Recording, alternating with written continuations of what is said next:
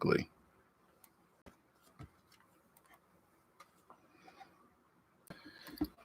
Creatives, community, kind folks out there, hello. Oh, of course, we can't forget the classmates and collegiates over at Fantasy Grounds College. Thank you for joining me. This is RPG with DBJ. We're continuing our talk about mysteries. This time is World Building Wednesday. I think kind of the core of talking about mysteries, and of course, mysteries completely, deceptions and lies and the unknown, and how we world creators should try to embrace the unknown, embrace the questions that will never be answered. And so we're going to talk about that now. Here we are streaming live YouTube on YouTube, 6 a.m. Eastern Standard Time, Monday through Friday. But we are also streaming from Fantasy Grounds College. So if you prefer to listen to the show on Discord, please go over to Fantasy Grounds College Discord. Join there. Go down into the boiler room. Go in the slider, slide all the way down, and you will see the DBJ chat. So you can use that as a chat window if you prefer to send across messages that maybe might be a little longer than the YouTube chat capabilities, as well as the fact that you can post in links if need be. So we are streaming on both systems. Thank you for joining in. Also, audio-wise, maybe some people would prefer that. All right, so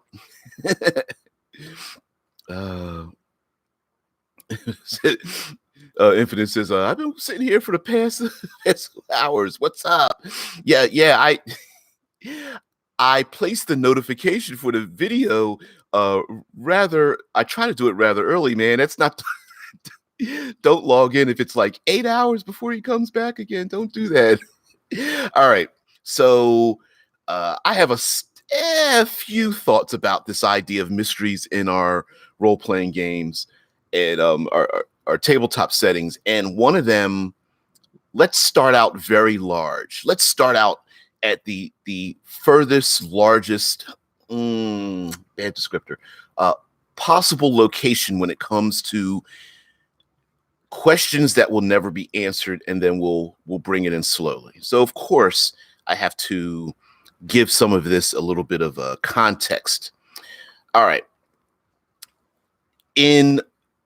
One of the things that we love as gamers is we love answers. Most of our favorite intellectual properties, we demand as many answers as possible. I bring up Star Wars a lot because even the most minute character, we want names, we want background, we want books written about them. We want answers as to how the world operates and the people that are in those worlds. Now, I think for the most part, there are some mysteries that, as players in games, we're willing to accept that we will never know the answer, and usually that's the furthest point away from the impact on the PCs, whether that has to do with time or space, or intellectually grasping these things. Here's what I mean.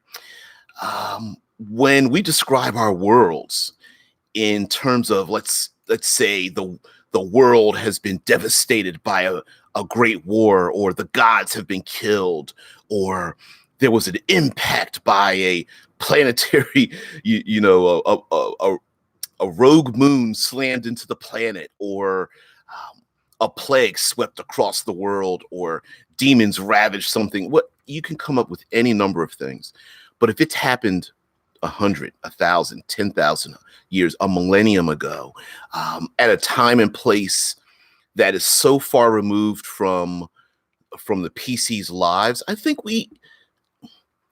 we're pretty reasonable about accepting the fact that we'll never know exactly what happened. Usually, when it comes to especially post-apocalyptic settings, about how the world was destroyed, how things were devastated, usually what comes to mind is the players, the PCs, our minds intellectually. We want to know, that's all well and fine, but what impact does it have for us today? Dark Sun comes to mind in this, where magic destroyed and, drained all life in the world, where there's nothing left but dust, and finding water and shelter, um, is a commodity. I mean, there isn't even steel available. Well, what do we really know what happened back then?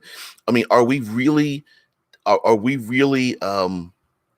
going to try to uncover where there really were jungles and forests and lakes and things like that? Well, the answer is not, it's no. You're never going to find that out. Zombie infestations. What created the zombies? Well, is it science? Is it magic? We may not know, but right now that really doesn't have an impact. So I think it's pretty safe to say that if we create a world, you don't need to know the science. You don't need to know the specifics of how a world has been changed, especially if it's in the past, very far removed from any kind of activities that happen today.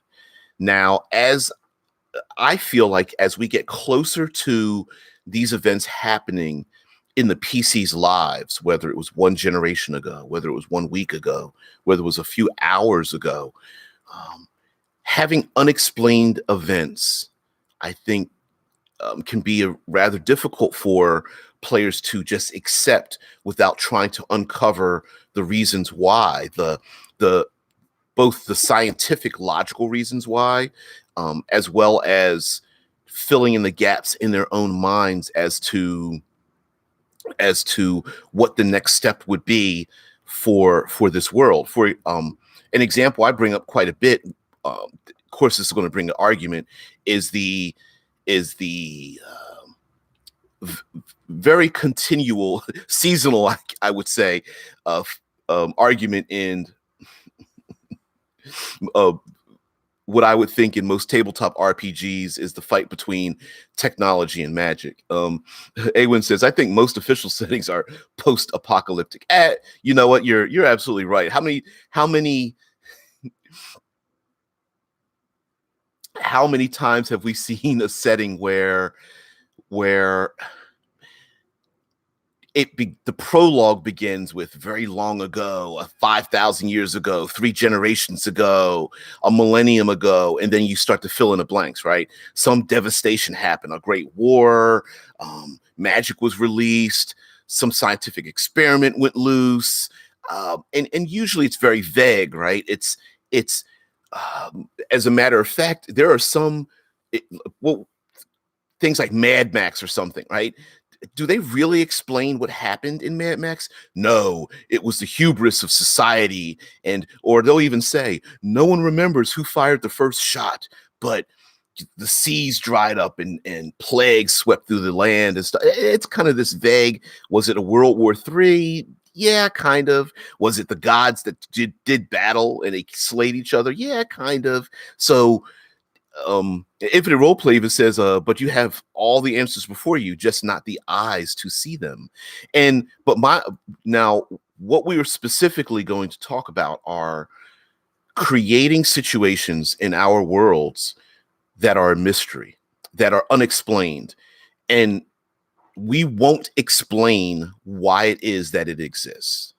Awen says, great civilization dies out and now is just ruins scattered around the landscape filled with fantastic artifacts. Of course, the lost civilization idea, right? A lost civilization, great civilization dies out. Do we explain exactly how they died out? There's some vague rumors. It was their own hubris. They reached for the skies. They made a deal with dark some kind of dark fiend, or they tried to contact elder gods from the deep reaches of the sea or out deep reaches of space or something, right? There was a great war, or there was infighting, and usually it's very vague, and we accept that, right? Oh, some nameless powerful individuals from the past did something, and no one really, PCs are like, sure. But what we do want to know is, what impact does it have for us today? Infinite Roleplay says, hey, I grew up with Thundar the Barbarian, so every world needs to have has to have been destroyed a long time ago. Yeah, the television cartoon show in the 80s was Thundar the Barbarian, and the show starts out with the world was shattered, and literally in the night sky you see the moon with a big giant crack in it and like debris coming out from it and whatnot. And what did something hit the moon? Don't worry about it. Now, so we can take this and we can go very far out, but what I feel in our discussion, we can move in just a little bit closer. And the closer we move into the lives of the PCs is where I think some tension will start, because both ourselves as creators and then the player characters are going to want to know some answers. They're going to want to know, there you go. Rickard says, I'm back with lunch. That's a tasty hamburger. You mind if I wash that down with a bit of your drink? Say what again? Sorry, Reservoir Dogs. Anyway, I think as we start to get a little tension, a little friction with the PCs and how they navigate the world, is when the idea of mysteries and explaining how the world operates is where we're going to have some tension. And it will be, sometimes we want to explain how things are, right? I brought up yeah, Pulp Fiction. So an example is the one example I bring up about the argument in our RPG community about technology and magic existing side by side. And some say, well, if there's magic, technology wouldn't exist, or if there's technology, there would be no need for magic. And my contention is neither of those matter, whether one would defeat the other. It's living in the time in which those two things exist parallel to each other. Just like in our own world, there was a time where firearms did not exist, and there was a time when everyone had firearms. But the gap in between, to me, is where the story is. It's the implementation of them. It's the fits and starts. It's the elimination of them. It is the theft and design and the mistakes and the proliferation, and it's that kind of thing, to me, is where the story is, and not explaining or having a need to explain that something is dominant over something else, that the idea of it both existing at the same time. Well, let's go into these great civilizations and whatnot. As we get closer to the PC's lives, let's say we go no further out than one generation from the PC's lives. I think at that point, we really need to answer. We really need to answer for. Yeah, Tesla Ranger was like, so it's 5:59 a.m. and I go to the video live in 12 hours. What? Don't know why it said that, unless it was like it came up 6 p.m. That's strange. It's possible it said that. So sorry about that, guys. Yeah. I'm pretty sure I clicked 6 a.m. my time, but oh well. Anyway, I'm glad you realize when we go live with these things. So all right. So let's go one generation outside the PC's lives. I think at that point, it's not necessarily answering why something happened, but what impact will it have on the PC's lives? Are there now zombies running around? Okay. Then we have to answer what kind of zombies. Are they chemical zombies? Are they cursed zombies? Are they fast or slow walkers? Those little aspects, I believe, we may need to answer in terms of how do the PCs interact with the world. But I don't think we need to answer, and I think it would be a great idea for us never to answer exactly why something is the way it is. An example would be the classic floating islands of land with castles built on them and having to take airships from island to island. Do we really need to explain the scientific reasons why floating islands exist in a fantasy world? Not really. What we do need to explain is there commerce between them, and how is it we can travel from one of these floating islands to the other? Maybe populating them, maybe having a jungle island and an oceanic island with water spilling off the side, and a castle, a great grand castle built on an island, and maybe some islands held together with, Titan built chains or something of that nature. So that's where I think some of the mystery is. Now, I think some fights can come about when the player characters are unsure when they interact with your world, when the expectations keep shifting. Now, Rickard says the setting for my system is based on 3 mysteries. Please enlighten us. All right, so he says the first is, what caused the apocalypse that turned the world into floating islands surrounded by mist? What is below the islands down in the mist, and how the ancients managed to combine magic and technology? Right. And my feeling about that is you don't really need to, in your own headcanon, if you want to answer those questions, sure. But Rickard says at least 2 of them will never be answered. And that's my point, right? If you have these an apocalypse that turned the world into floating islands surrounded by mist, like, do we really need to uncover that? Now, sure, you could have an adventure where by the characters get to 18th level, they will confront the very power that caused it, but you don't need to have that at all, right? You don't need to understand. Okay, let's take the very general world of classic Dungeons and Dragons. Tiamat is imprisoned in the 9 hells. Do we really need to understand who did it and how it's done? Is there a spell effect that we can flip to in the book to find out whether this was a real thing? No, not really.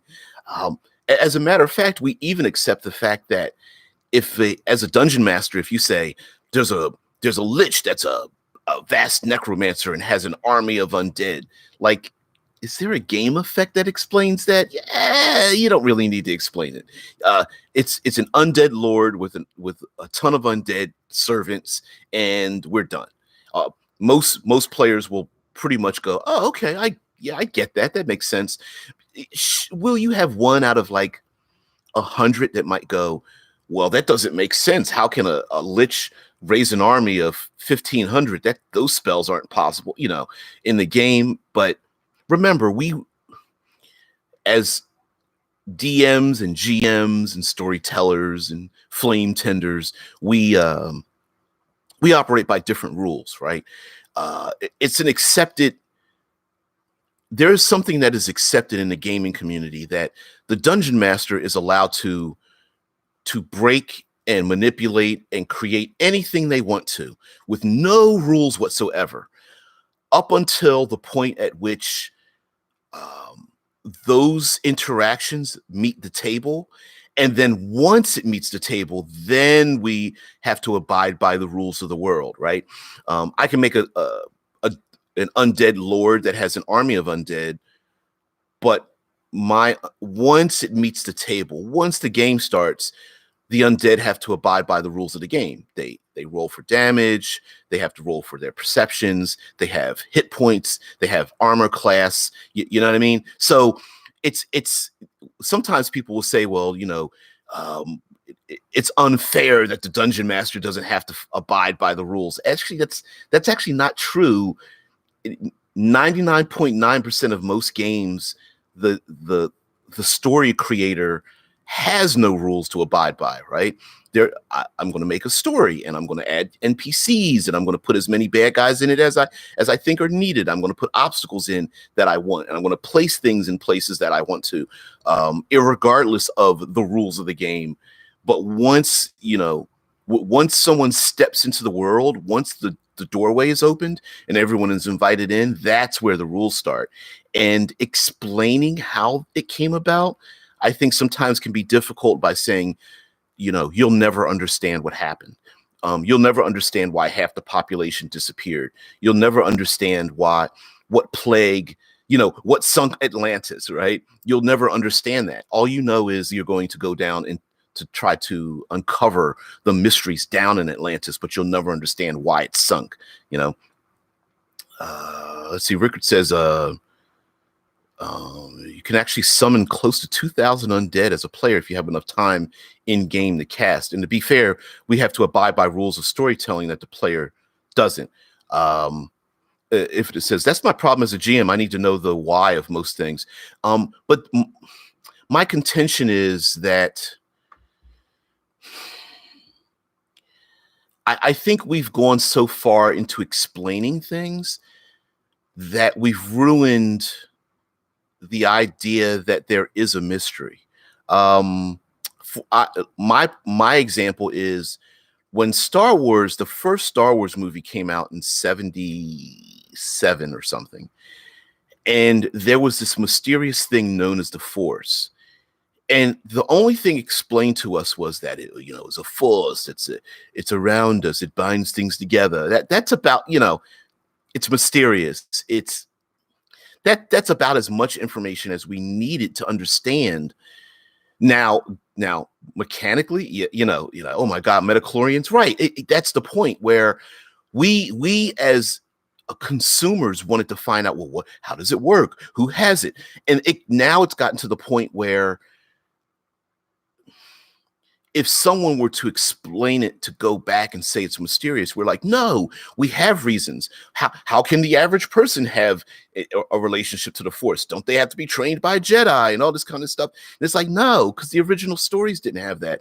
And that's where I think we ruin it for ourselves by demanding too much information.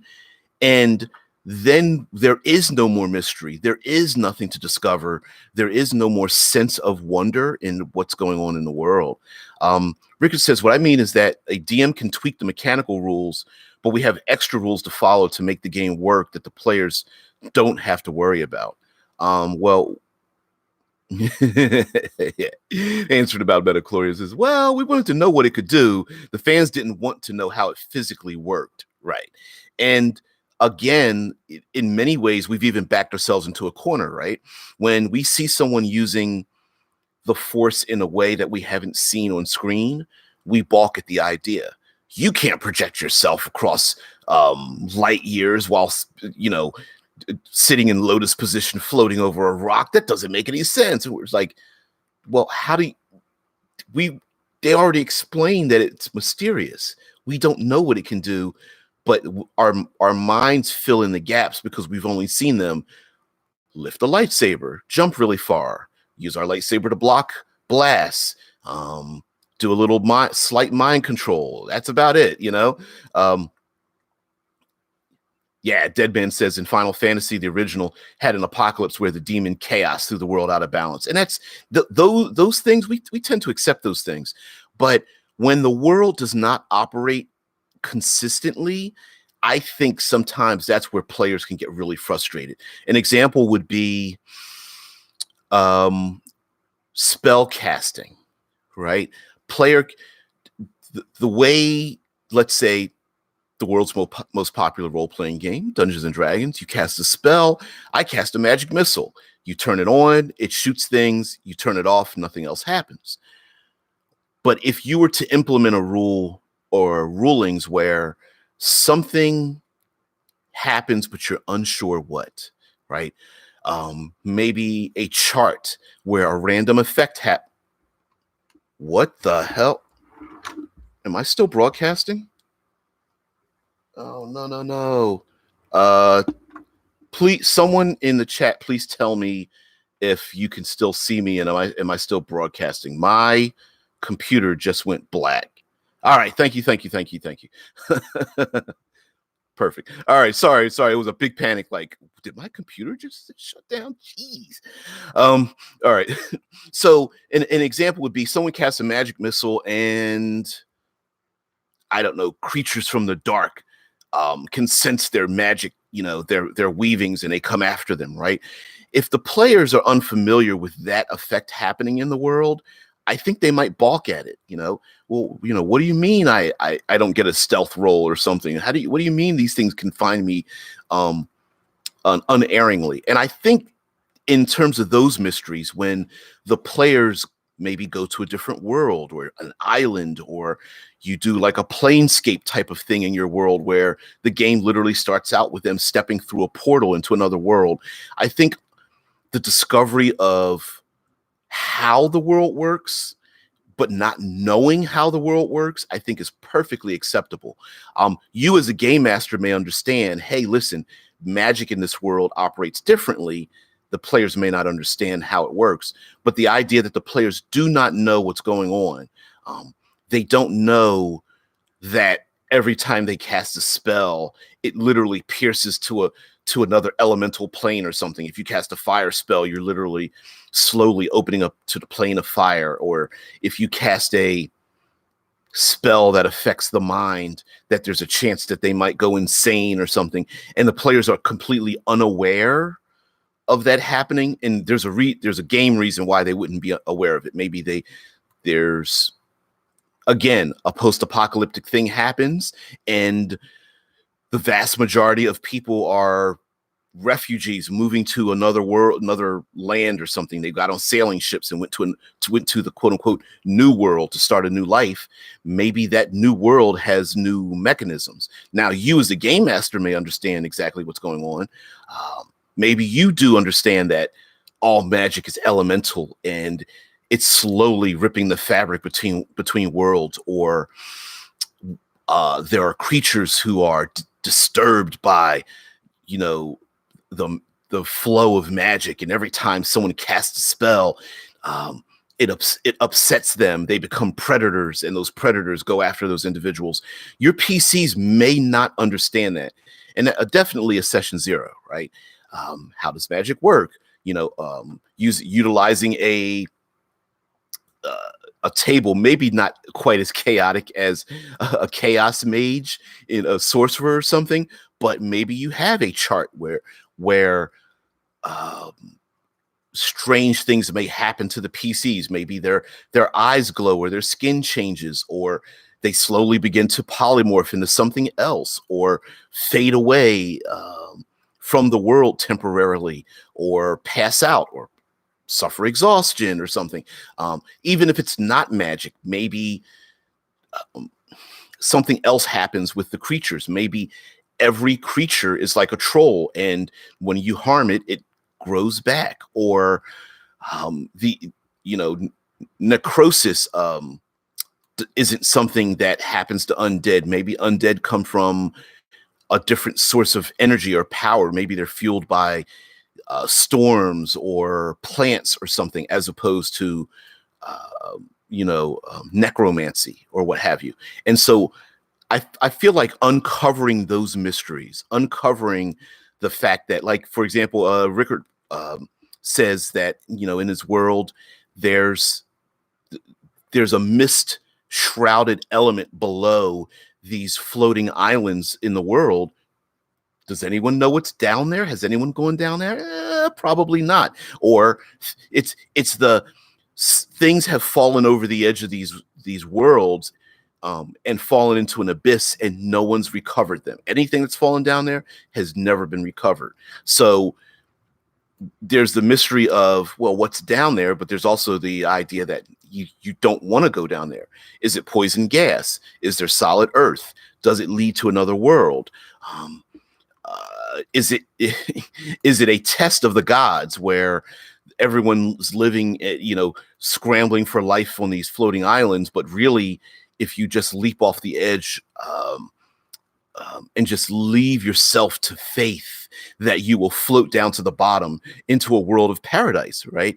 You don't know. There's even this has been used about people trapped in a machine world or a fantasy world, and if they just allow themselves to pierce the veil of what they look at as reality, one day they will wake up from the machine and realize that there is a paradise. Infinite says, I haven't watched it yet, but the anime made in Abyss is like this and looks awesome. Didn't know that. Ricker says, going to steal that idea for a cult. Ooh, there you go. I'm glad I could give an idea. Yeah, Infinite says, full of mystery. I've never heard of the anime Made in the Abyss. Oh, But see, again, that's a thing. The idea that there's a the ravaged world of Cryfoth. That I did a review on, and some fellow members in the Absolute Tabletop community created. And in that world, the Dwarven King was trying to defeat his enemies and made a deal with a demon, and that demon eventually came into the world. Yeah, DBJ even. I am shrouded in mystery. Yeah, we love our shrouds of mystery, don't we?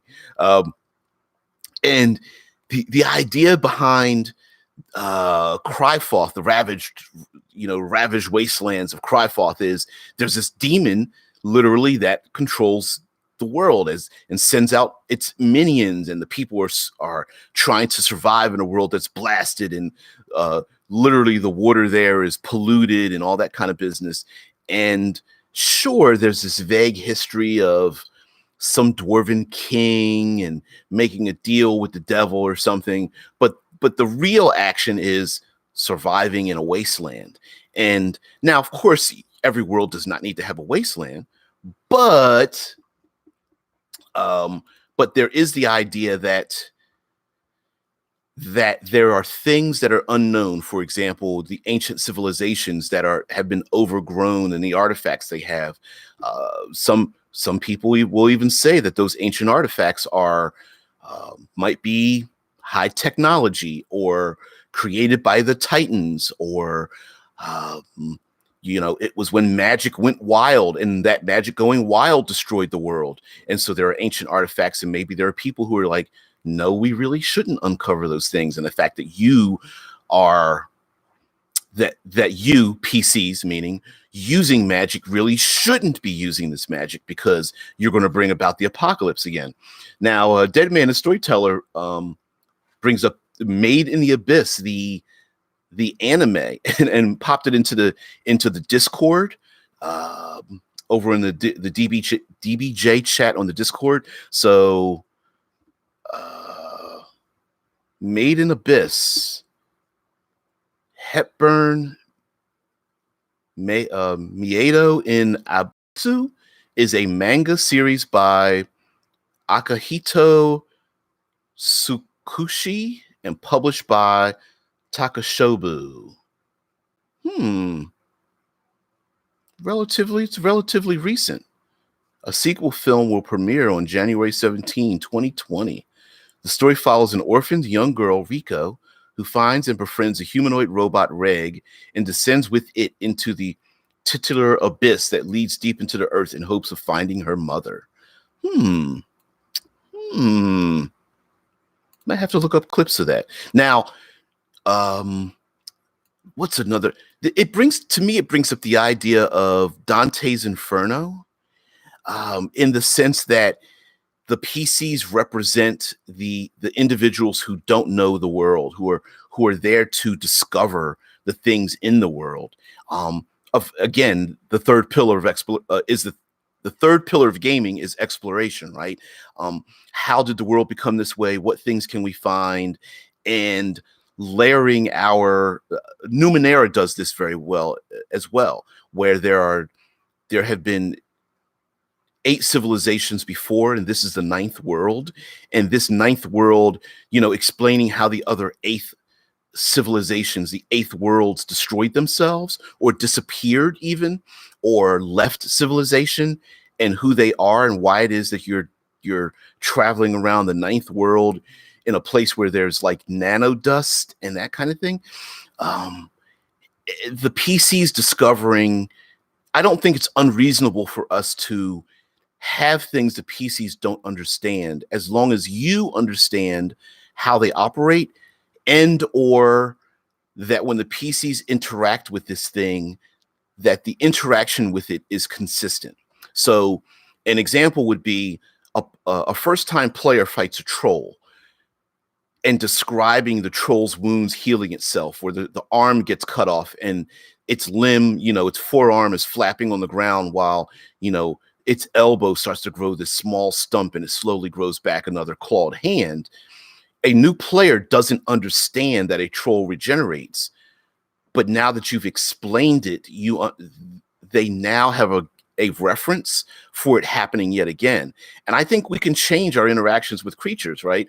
We can say that our undead are created by plants or something, that are reanimated by pollen, or we can say that there is an old hag or polluted water or radiation in the world that turns people into harpies or sphinxes or naga or something with their with their humanoid faces, but their bodies change, just as long as the end results of the mystery are consistent, and so that those things can be discovered. Because if it changes every time, and mind you, there are worlds where you can make a world where the world is in chaos, but as long as that chaos is consistent, if that makes sense, hey, the forest suddenly leads into a desert, 500 feet, and now there's it looks like an ocean, but then when you travel into the ocean, there's a mountain right beside the ocean, or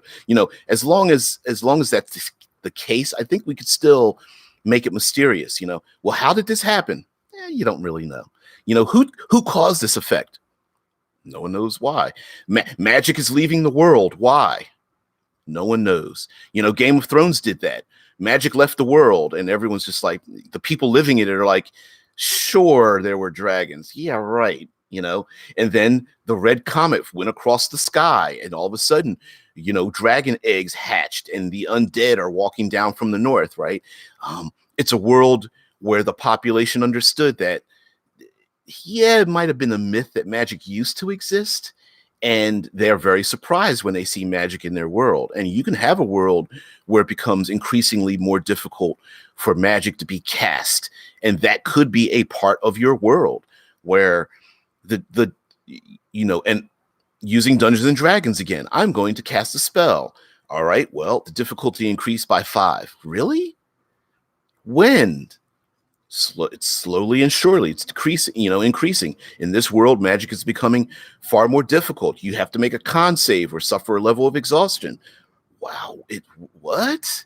And maybe the PCs maybe one of the goals is for the PCs to return the magic to the world, or maybe they are trying to stop a greater evil before magic completely leaves. Rickard says, that's the thing with mysteries. Everyone comes up with their own answer to the mystery.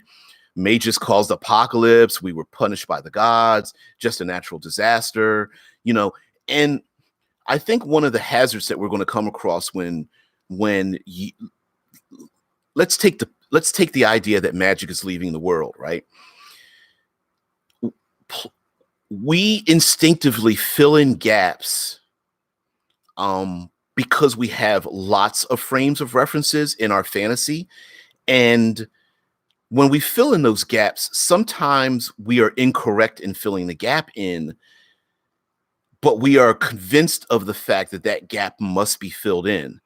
And I think there can be a lot of tension created amongst your players if they are the type that have latched on to that answer, and that answer isn't true. Let me go into the chat here. Infinite Roleplay says, well, mystery is often lost because I think combat is a series of stated actions rather than moments in storytelling. Yeah. Yeah. Like, why describe the troll as a troll? Just describe the large humanoid covered in tumors lumbering toward you, thick drool pouring from its maw, hunger in its eyes. You cut off its arm and, insert what you already said. Right. Exactly. Hell, I think we can do a whole series on reskinning things by not describing it as a troll, right? The minute we stop describing what it is and call it a troll, we have reduced its mystery down to a very simple, explainable thing. In your world, like you said, Infinite, describing it a big humanoid covered in tumors, with thick drool pouring from its maw and hunger in its eyes. Yes, we can assume it's a troll, and we can assume that it is a troll when we cut off its arm and it regrows. But what if it talks to us? Or what if one of those tumors spills open and a living ooze pours from its innards? Or it grows wings and flies away? Or it's like a hydra and it grows another head and yet another arm. You cut off one arm and two arms grow in its place, right? Because we have not named it, it doesn't mean that it's a troll. Now, the players may assume it's a troll, and through their gaming experience, not the player character experience, could be character experience, but through the PC's experience, oh, we're fighting a troll. It regenerated.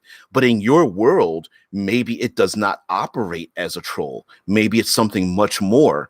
And so uncovering the mystery of, whoa, wait, I cut it off its arm and now it's got an extra arm and an extra attack. Yep. I cut off its head and now it has two heads like an Etten. Yep. You mean I sliced open its belly and now a black pudding or a gray ooze or some kind of acidic gelatin is pouring from it and it's coming after me? Yep. I sliced open one of its pores and then some kind of poison or disease sprayed in my face, and now it's possible that I might catch some kind of disease or something. And the answer may again be yep. So it's a hydrol. Yeah. But my point, I think what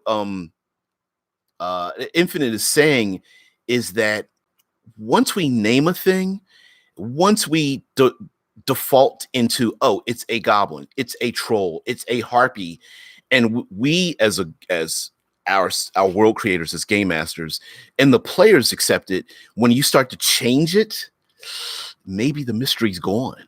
A rose by any other name, right? Oh, you pick a rose. Oh, it's a rose. Oh, we understand it's a rose. And you're like, okay, make a con save because it's poison. You're like, well, wait a minute, that's not a rose. And then you as a game master could say, well, I didn't mean to call it a rose. I described it as something that looks like a rose to you, Infinite says, oh my God, I remember a game when I did that. And one of the players figured out they were fighting a Remoraz. It was an amazing feeling. And even that little thing, like you were saying, like describing a troll, but you never name it. Describing this Remoraz, but you never name it. Describing something by it's a different color or shape, or its behavior is different. Its outlook is different. It's by tweaking it. I think even in combat, we can understand that something is a little different, is a little off. There's a little mystery in it, and finding out that this hydrol is a real thing in the world. And for a player, even a grognard like myself, to find out that, hey, oh, it's a troll. I know what this is. I've played games for 40 years. And wait, what? I cut off his arm, and now and part of me would be like, yeah, that's kind of cool. Infinite Roleplay says the oldest and greatest fear is fear of the unknown. Once something is named, you begin to define it and make it known. Yeah, and Rickard says it's a dangerous path because you will end up with players not trusting any description if you abuse the shared language to fool them. And I do agree. I definitely agree it's a dangerous path, especially if you do the typical, like, ha, I gotcha. If you do that too often. Now, what you could do is foreshadow the world. For example, foreshadowing well ahead of time, right? The ancient world has changed, or you have traveled to another world where the rules are not the same, in that sense, yes, you could keep undermining what the players are figuring out. But my feeling would be that if the players do discover what's going on, this hydrol idea, right? Maybe that is what this hydrol is. If they figure out, oh, it operates like a hydra, is it still vulnerable to fire? And you as the game master are like, I don't know. Is it? Try it. If they figure out that, yeah, it's still vulnerable to acid and fire, then they figured out the mystery, right? You're not going, ha ha, it really isn't a troll. It's actually a ghost. You just thought it was a troll. You can't keep one-upping the players. Now, sure, they may not understand what they're encountering. They may not understand that pink rocks in your world become animated and crack open and become something. They may not understand that trees with purple leaves are actually alive. They may not understand that storm clouds will hover over encampments of strangers unless they give tithings to the gods, right? They may not understand that, but once they figure it out in the world, as long as the world has rules, it may not operate by the rules the players may understand, but if it has rules, I think it's all right to surprise them a little bit. Rickard says, if you use rose and mean something else, they won't trust you when you say something is a pine tree. True. Very true. Now, you could make the claim that you have foreshadowed through rumor, through a guide, through people who live in this place. Let's say they've sailed to this island or this new continent, that the people there are like, listen, don't trust your eyes because the things here are not the same. You could foreshadow that. Now, this puts the onus on us to describe things that aren't really there, like saying it looks like a rose, but it has green petals or purple petals or multicolored petals. So you are saying that this thing really isn't a rose. You could also do the thing where it looks like a rose and it looks like a pine tree, like a mimic, and yet it becomes something else. And so if the PCs discover, hey, when I get close to this rose and fire, I've got a torch in my hand or bright light or something, and it wants to escape from the bright light, I think it's okay. I think, unfortunately, if you do it too often, you make camp and the ground tries to swallow you. Okay, I'm going to go down to the river and get some water.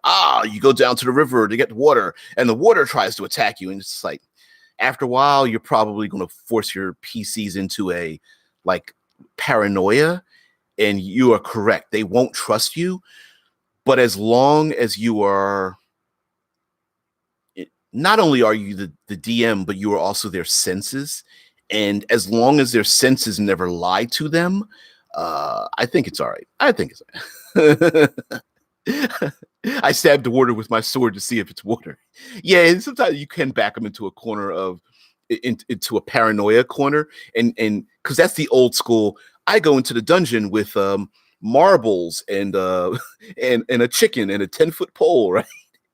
And poke everything with a 10-foot pole all the time, Rickard says, a DM can't really be an unreliable narrator. We are the eyes and ears of the PCs and thus the players into the world. You can make some small stunts like that, but it's dangerous grounds. Exactly. If the world can be chaos, but we can never lie to the players' senses. Right now, it's possible an illusion can cover something. For example, the mimic hiding as a chest in the corner can be a real thing. But we as descriptors of the world can never lie to the players in terms of what they see and interact with. You can't just go, yeah, one day the water is attacking you. The next day you go down to the water and it doesn't. They're going to want to know why, right? It's like, well, did we upset a water spirit? You don't know. Was it because my character was a halfling? You don't know. Was it because I was thirsty to begin with? Was it because I tried to scoop the water up in a bucket instead of my water skin? Now, if you as a game master are just like, I have no idea why I did that, I don't have an answer, I think it behooves you to come up with at least a simple answer, right? A very generalized answer. Are they strangers? Was it because someone had an arcane bent to them? Was it because, again, they didn't throw a coin into the water to appease the water sprite? Now, maybe later on in the game, a water sprite or a spirit or something comes to them and goes, why have you not given a tithing to the water spirits? And PCs are like, what was that? Was that, what it was all about? I'm going to give you an example that I found that was a little bit that I found was problematic in terms of us filling in a gap.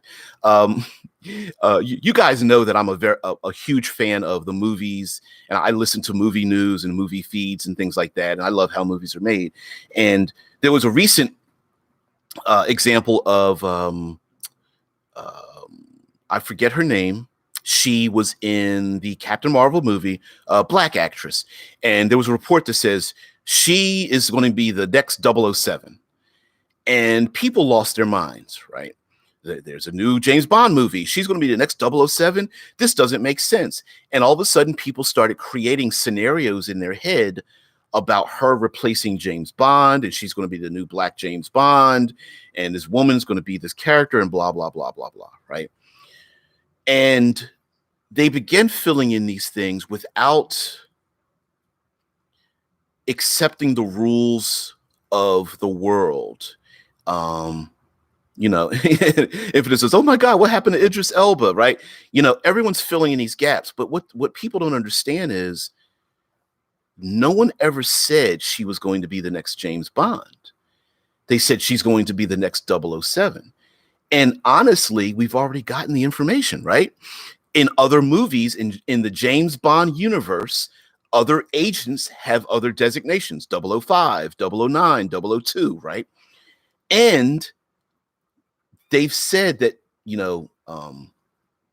Craig, I forget his first name, the actor that plays James Bond is retired. So who's to say she's only in the movie for like 5 minutes, taking the 007 designation? He's retired. Maybe they're hunting her. Maybe she's killed. Maybe she goes to find him to bring him back into action because she's been disavowed. Maybe James Bond has been disavowed and they have a new agent, this woman who takes over the 007 mantle, who goes to try to hunt down James Bond. See, the thing is that I felt like people were jumping to one conclusion, but the mystery is that there isn't a conclusion and that there are many stories involved in it. So that's just an example of getting a small piece of information. This black woman will be at least the next 007, but not understanding the plot of the story. Is she in the movie for 2 minutes, 5 minutes, a half hour? Is she a protagonist or antagonist?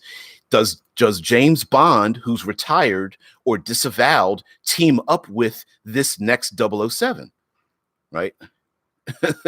Yeah, Infinite says, well, she's a better James Bond. Who would ever think her name was James Bond, right? Exactly. Like, wait, that wouldn't be her name. Exactly.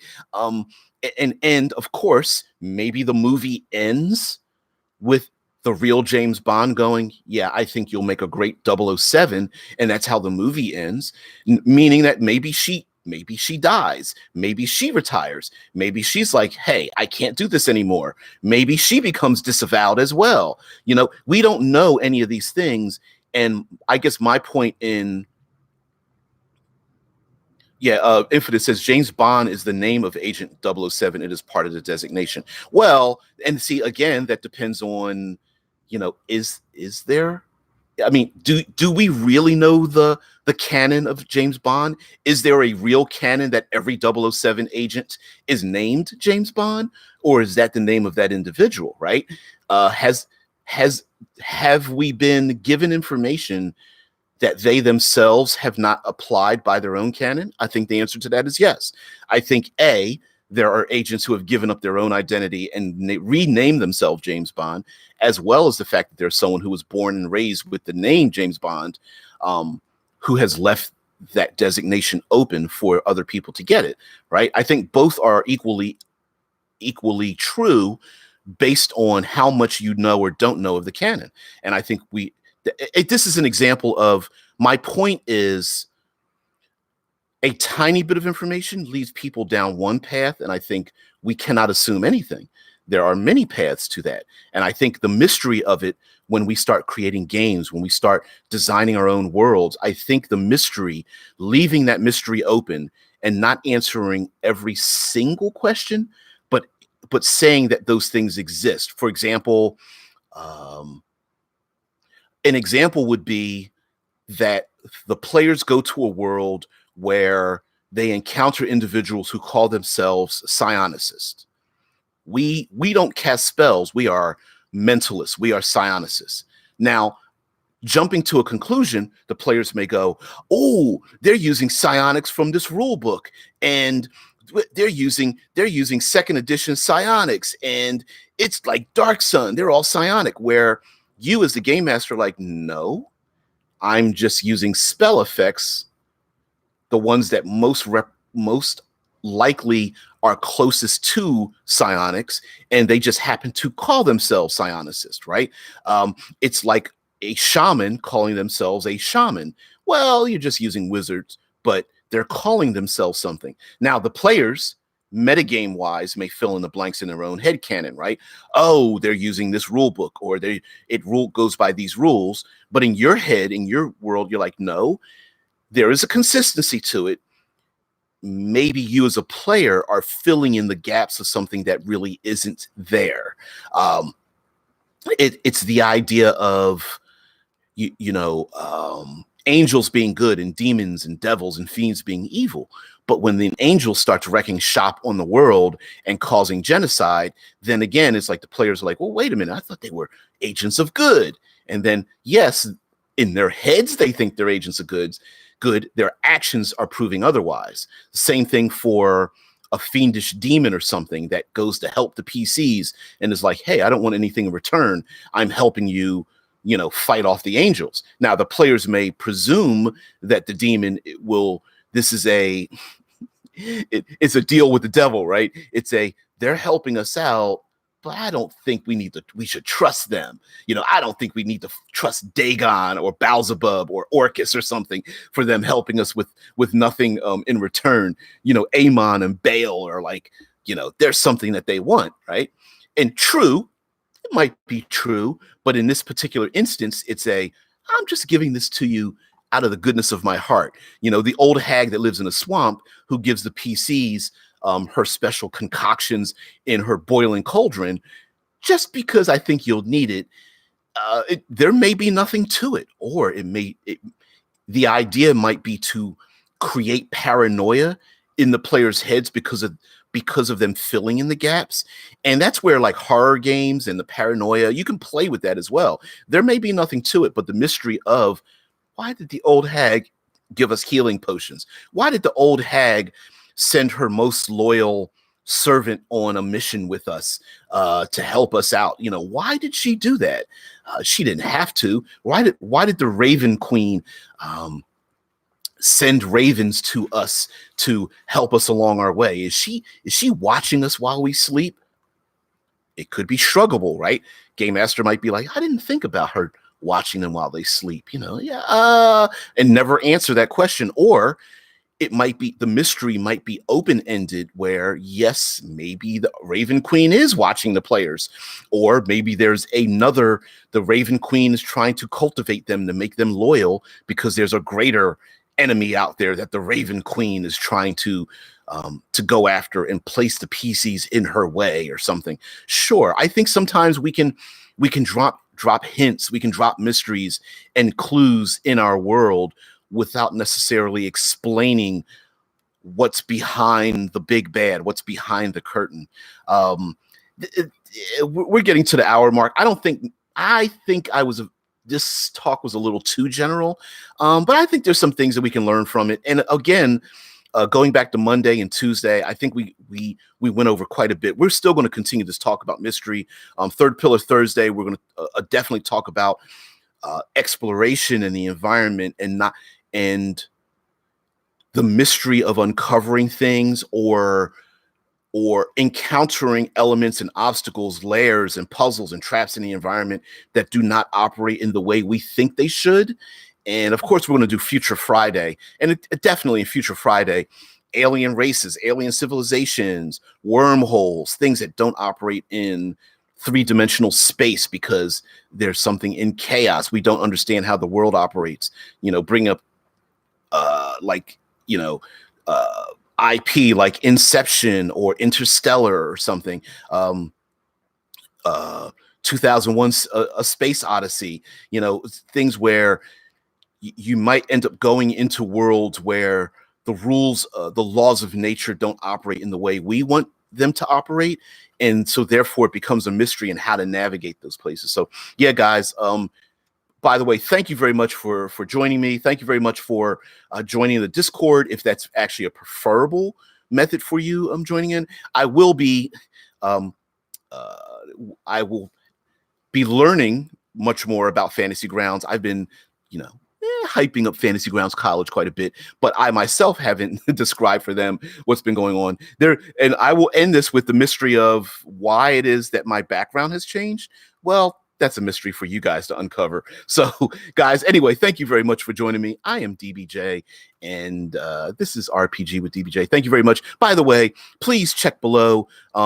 Do all the doobly-doo stuff, you know, like, share, subscribe, get notifications, go over to Drive Through RPG, check out what we do at Critical Hit Publishing, go to Fantasy Grounds College, sign up for a class to learn how to use Fantasy Grounds, do all that kind of stuff. If you want to, actually, there's even a Patreon if you want to drop a tip or something and you like what's going on here. So, guys, anyway, thank you very much. Have a great one. I'll see you later. See you tomorrow. Bye.